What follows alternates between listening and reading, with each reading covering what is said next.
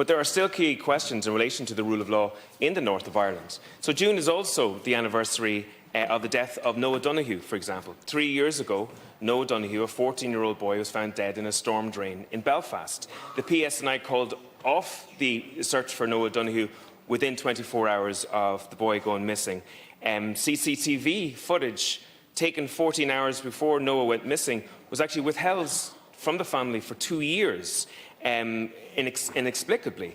And we have a situation where we're not sure even when the coroner's office received that CCTV footage. The Northern Secretary issued a public interest immunity certificate, which allows for whole chunks of the information around that case to be redacted. And the Donohoe family have made 3 complaints to the PSNI Ombudsman in relation to that investigation.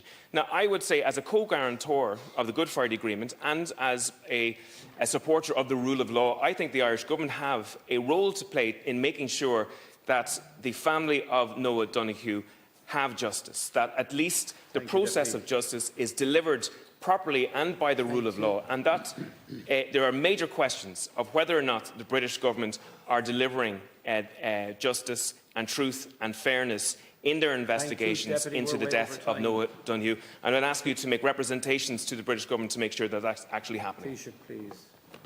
Look, thanks, Concordia, and thanks to Deputy Tóibín for raising the issue of Noah Donohoe. My thoughts are with the family. I'm reluctant to talk too much about any one individual case, and I am conscious of the processes, the independence of the PSNI from political interference, as you'd expect, just like on Garda Síochána here in this jurisdiction. But of course, I'm always happy to and eager to hear from families and hear from people who have concerns in relation to any matter in relation to how a state institution, or in our role as co-guarantor of the Good Friday Agreement, in relation to how they've been treated. But I don't want to cut across any specific process. But other than to say this, that we as a government will continue to speak up for human rights, for a victim-centred approach to legacy, absolutely for the support of the rule of law. And we take very seriously our role as co-guarantor of the Good Friday Agreement, and I really look forward to having a conversation with the British Government in July about how we can both work together in that constructive partnership approach that is so important to peace on this island and on these islands.